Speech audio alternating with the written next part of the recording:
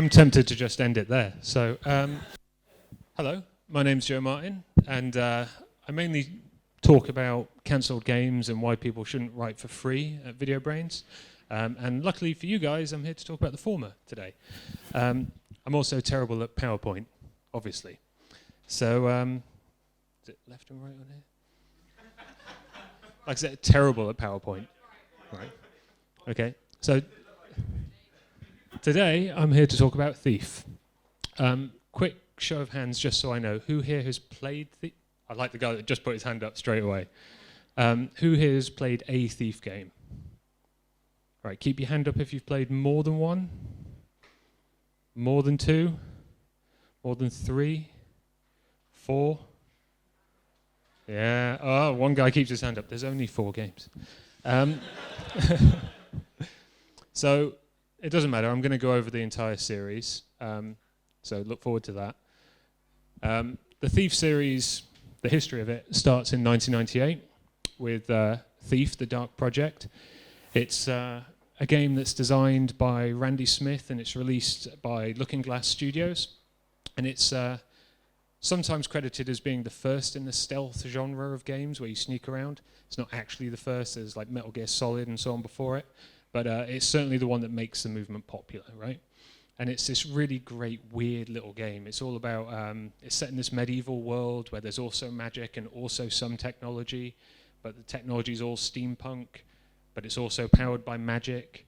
It's all very weird. And you play this guy, Garrett, who is a thief who is, as a young orphan, is inducted into and then rebels against this secret society called the Keepers, and nobody really knows what they do. They're just generally mysterious. And yeah, little does he know, I hope nobody minds spoilers for this game. It did come out in 1998, so get with it.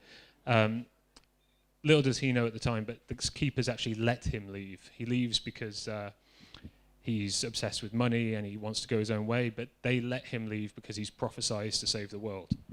And in Thief, the Dark Project, he does.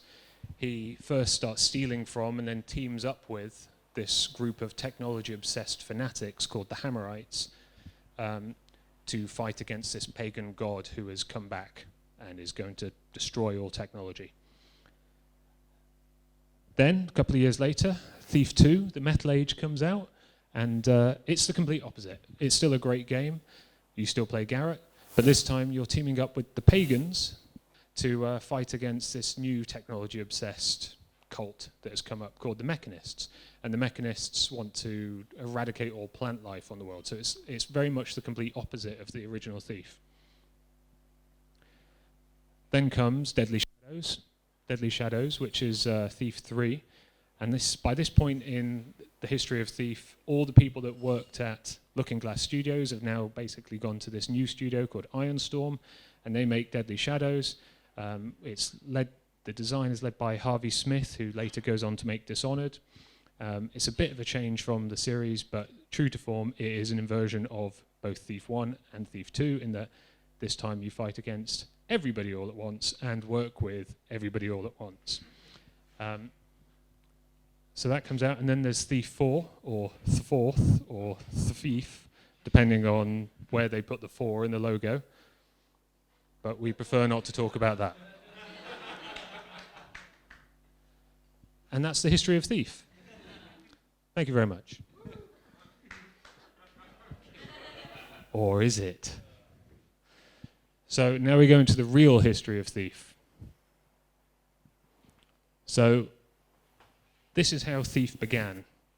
It began as a game called Dark Camelot, or rather a concept called Dark Camelot, which was worked on by Ken Levine, Doug Church, Randy Smith, Tim Stellak, a bunch of like really prominent designers, or later they would be very prominent designers. They were quite early in their careers at this point. And Dark Camelot, like it sounds, was an inversion of the Arthurian myth. In it, the main bad guy would have been King Arthur. You would have played his son Mordred. Mordred is, in Arthurian myth, his evil son who then goes on to kill Arthur. But in this, he's the good guy. He's the anti-hero and the rebel fighting against Arthur's tyrannist regime. Merlin is this necromancer who is doing all sorts of weird experiments. The Knights of the Round Table are all, they're described in one document as walking around like plastered like NASCAR, basically. They're all covered in logos and sponsored by various companies. It's a very dark world. And Mordred is trying to rescue the Holy Grail to overthrow this regime. That concept didn't go so well, and so they basically binned it, but carried over a lot of the ideas. So this guy here, the tall grey guy, is one of the early concepts for Mordred, and he becomes Garrett. They retain the idea of this weird, sciencey magic world, throw out everything else, and that's how we get to Thief. So we have Thief, comes out in 1998 after a very troubled development, and then we have Thief Gold as well afterwards, which basically they made a bunch of extra levels for Thief, couldn't throw them all in, so they bring out an expansion pack. God, I miss expansion packs. And that becomes Thief Gold. Then we go on to Thief 2 again. It's a great game. I could tell you all about it again, but I'm not going to. And again, it has a very troubled development. They rush it out, and they have all these missions that they want to put in, but they don't really have time to, so they think, okay, we'll just throw them in Thief 2 Gold like we did before. But Thief 2 Gold never comes out, and so all we know about Thief 2 Gold is that it has a bunch of missing missions, including what would have been the first Daylight mission for the Thief series, all of which is set in this one city, just called The City, and is all set at night time. We would have had the first Daylight mission, which would have basically involved robbing Oxford University. And we also would have had the first mission set outside of the city in these frozen caves. But as I say, that never came out. Then Thief Deadly Shadows. Not a lot really was cut from, well, a lot was cut from it, but we don't know what was cut from it. The only feature that we do know was cut from it was adjustable difficulty. So quite cool that you would have been able to like set, I want the guards to be this perceptive, I want the lights and contrast between light and dark to be this much, and you could have scaled the difficulty that way. Then we have Thief Dagger of Ways, which was Ion Storm's attempt at making a modern day Thief 4, which they never announced, never started working on, apart from as a concept, and never told anybody about. Even people within the company were kept in the dark about it. It was a very, very small, like six-man team working on it for about 6 months. Affectionately, it was given the name Thug by the community, because this on the left here is supposed to be the modern day version of Garrett, and they cited all sorts of weird influences like Aphex Twin and Blade and all these kind of weird dark worlds. The idea was to take Thief to a modern world as a reaction to Splinter Cell. Garrett would have gone around with night vision goggles, silenced pistols, he would have been a bit more aggressive. The secret societies would have been in the world still. The basic premise of the story was to do with magic is returning to a modern world, and that's causing all these secret societies to come out and battle for it. So I could tell you a lot more about Thief. Here's some more concept art of it. This is part of the design document or the concept pitch for it. Similar entertainment products to what they would have made: Seven, Dark City, Blade, Salton Sea, The Ninth Gate. I could go on and on about it, but I'm not gonna, thankfully, for you guys. Partly because I actually have a copy of it here if anybody wants to look at it. Partly because I spent 6 months researching it and writing about it for Eurogamer. And partly because I don't think it's the real story here. The real story to me is that nobody ever knew about it. This was a major franchise. This was, the budget document I've got here says they had $6 million earmarked for this. And this was 10 years ago, and still nobody knows about him existing, really. Which is really weird, right? Now that we know about it, now that this design document has come out, we kind of know details about it, but there's still, this is just a snapshot of what the game would have been like. It would have changed quite dramatically over the course of development. And the processes that they were working on would have been really great for the rest of the industry to know. And we don't know about it. So the real story is, why don't we know about it? And that leads me a little bit to Dishonored. So about a year ago at Eurogamer Expo, I was talking to Jordan Thomas, who worked at Ironstorm at the time. He didn't work on Thief. I was chatting to him about a different game. And he just mentioned, oh, you know, there were these other guys working on Thief 4. I was like, what? I love the Thief games. What are you talking about? There was no Thief 4 that you guys were working on. He says, yes, there was. I don't know anything else about it.